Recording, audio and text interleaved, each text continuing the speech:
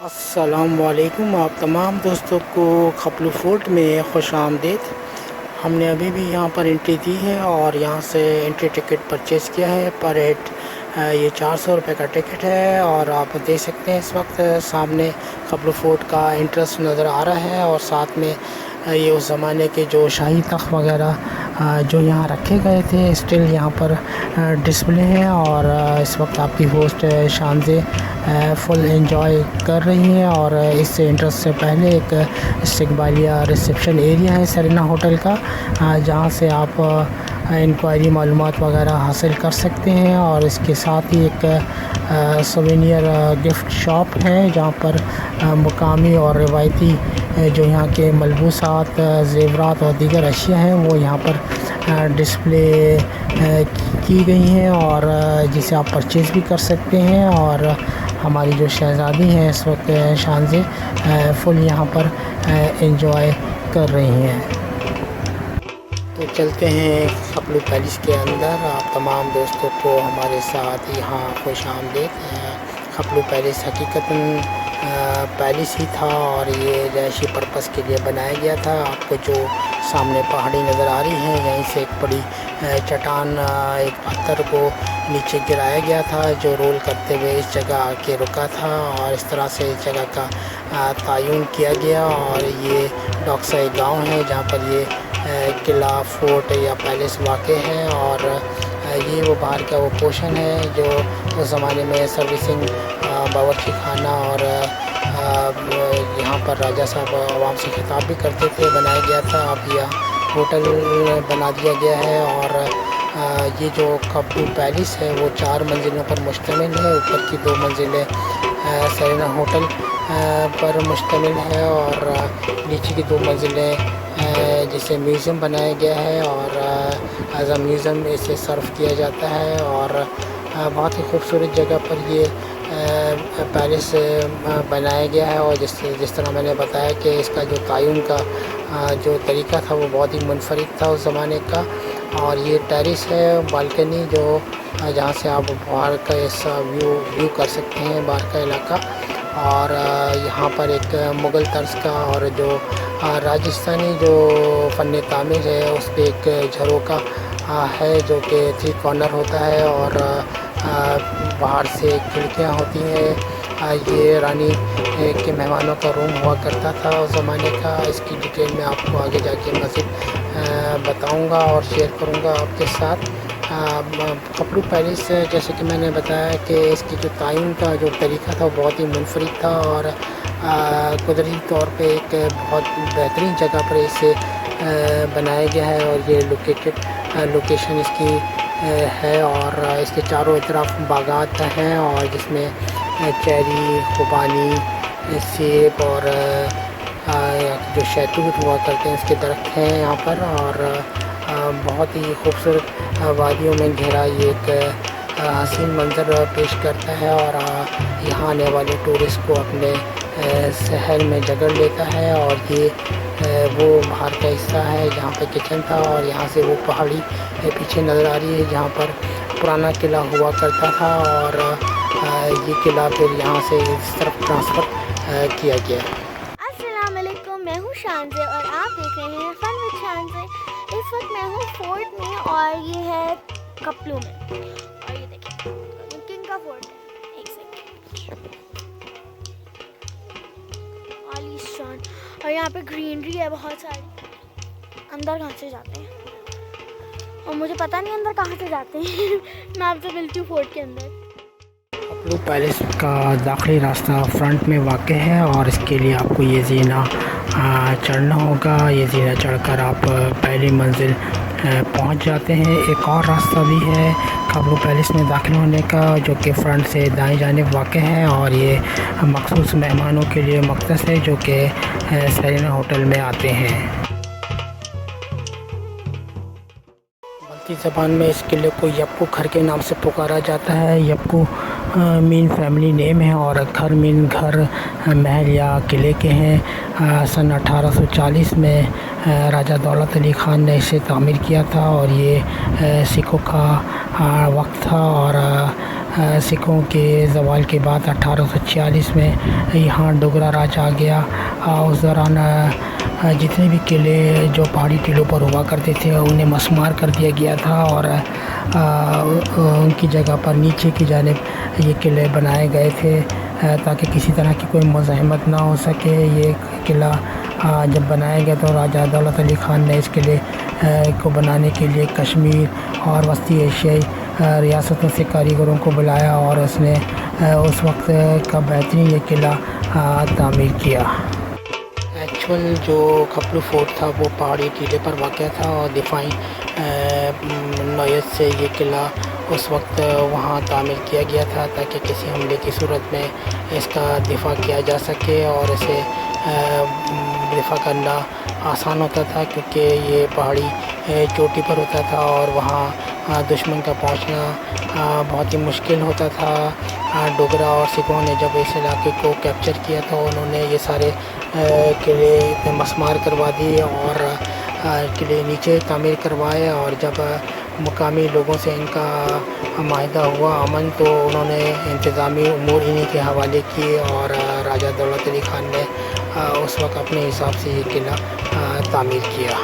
खपलू palace में total 82 कमरे हैं और जिसमें से 7 के करीब बावर्ची खाने हैं। अभी आपने एक भिगोना देखा, एक बड़ा देग जिसे आप कहते हैं, ये लकड़ी और मिट्टी से बनाया गया है। ये इससे पहले जो आपको मुख्तलिफ बावर्ची खाना में बर्तन दिखाए गए ये सारे मिट्टी और लकड़ी से बने हुए थे। और ये ड्रेसिंग रूम अभी आप स्क्रीन पर देख सकते हैं। ये ड्रेसिंग रूम तीसरी मंजिल पर हुआ करता था और क्योंकि वहाँ होटल वगैरह सरीना ने बनाया है और इसलिए यहाँ पर इसे म्यूज़ियम में मुंतकिल किया गया है नीचे की मंजिल में। और आप देख सकते हैं मुख्तलिफ राजा और रानी के ज़ेर इस्तेमाल मलबूसात, टोपियाँ, जूतियाँ और रानी के इस्तेमाल की आसाइश व ज़ेबाइश की चीज़ें जिसमें ज़ेवरात और दीगर अशिया शामिल हैं वहाँ यहाँ डिस्प्ले की गई हैं। यहाँ की ख़ास बात हर कमरे में एक खिड़की दी गई है जहाँ से बाहर का नज़ारा किया जा सकता है। और ये हवा के लिए एक वेंटिलेशन सिस्टम भी हुआ करता था उस ज़माने का। ये एक और रूम है जहाँ पर सर्व किया जाता था। जो यहाँ मेहमान आते थे उनको रोटी पराठे और चाय वगैरह दी जाती थी। और ये लकड़ी और मुख्तलिफ मिट्टी के बर्तन हैं। और ये आईबैक्स जो कि मारखोर की खाल उससे बना हुआ एक भिगोना जिसे आप एक बर्तन कह सकते हैं, मर्तबान वो है जिसमें मक्खन को स्टोर किया जाता था। और यहीं पर एक सुराख भी इस कमरे में आपने देखा है जहाँ से माकूल कूलिंग सिस्टम हुआ करता था। ये जो कमरा इस वक्त आप देख रहे हैं यहाँ पर गोश्त को स्टोर किया जाता था।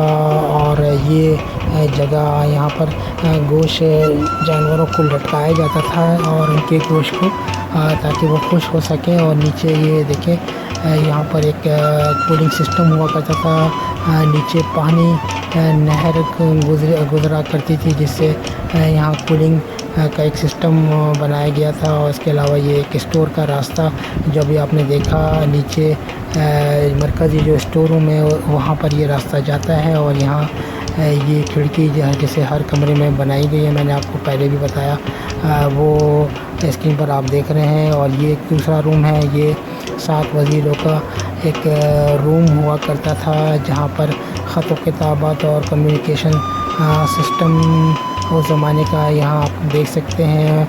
यहाँ पर मुख्तलिफ़ खतूत जो कि उर्दू, फ़ारसी और अंग्रेज़ी ज़बान में है, आप इसे भी मुलाहिज़ा कर सकते हैं। उस ज़माने में जो भी जो इंतज़ामी हवाले से जो ख़त व किताबात हुआ करती थी वो यहीं ऐसे हुआ करती थी। ये एक ज़ीना है जो ऊपर तीसरी मंजिल पर जाता है, इसे बंद कर दिया गया है क्योंकि सरेना होटल है ऊपर और यहाँ से ये रास्ता इसलिए बंद किया है। और ये मुख्तलिफ़ रस्सियाँ आपको लटकी हुई नज़र आ रही हैं। ये रस्सियाँ एक्चुअल मारखोर और याक के बालों से बनाई गई हैं और सब भी बनाई जाती थी, और इसी से ये जो मुख्तलिफ़ रंग और दरियाँ आपको बिछी हुई नज़र आ रही हैं वो बनाई गई हैं। और ये मुख्तलिफ़ आलात जो कि खेती बाड़ी में यूज़ होते थे वो यहाँ डिस्प्ले किए गए हैं। और यहाँ पर आपको मुख्तलिफ़ पैमाइश के पैमाने दिखाई दे रहे हैं जिससे राजा साहब लगान या टैक्स वसूल किया करते थे। ये एक जूरी बॉक्स का फ्रंट पीस है जो कि चौथी मंजिल पे था और से यहाँ नीचे लाया गया है। ये रानी साहिबा का था और कश्मीरी काम खूबसूरत इस पे हुआ हुआ। ये गार्ड रूम है। तो फोर्ट में आने का दूसरा रास्ता जो मैंने शुरू में आपको बताया था वो यहीं से आता है और ये गार्ड रूम है उसका। और यहाँ पर एक बिगल जो कि मारखोर के सीन से बनाया गया है यहाँ रखा गया है। और जब राजा साहब कहीं जाते थे बाहर की जानिब तो गार्ड अलर्ट के तौर पे से यूज़ करते थे। और यहाँ चेक पोस्ट भी बनाई गई है और ये सीढ़ियाँ तीसरी मंजिल पर जा रही हैं। और जैसे कि मैंने आपको बताया था कि स्टार्ट में यहाँ पर एक ड्रेसिंग रूम हुआ करता था जो कि अब नीचे म्यूज़ियम में मुंतकिल कर दिया गया है। और यहाँ पर 6 कमरे हैं जो कि सारे सरीना होटल में शामिल कर दिए गए हैं। और ये चौथी मंजिल जहाँ पर राजा और रानी का कमरा आपको नज़र आ रहा होगा और उनके बच्चों का कमरा जो यहाँ हुआ करता था। और ये एक टेरेस बालकनी है जो कि 2 तरफ से जहाँ से आप नज़ारा कर सकते हैं। और ये फ्रंट का हिस्सा यहाँ से क्लियर नज़र आता है पूरा बाग का, वो आप देख सकते हैं। और ये एक दरमियान में एक झरोका जो कि मैंने आपको बताया था कि मुग़ल और जो राजस्थानी स्टाइल है उस तरह का ये एक झरोका है जो 3 कॉर्नर होता है और बाहर निकला हुआ होता है, छज्जे पे बना हुआ होता है। और इसके तीनों अतराफ खिड़कियाँ या पर्दे लगे होते हैं। ये रानी साहब का मेहमान रूम हुआ करता था और छत पे बहुत ही खूबसूरत इस पे काम हुआ है।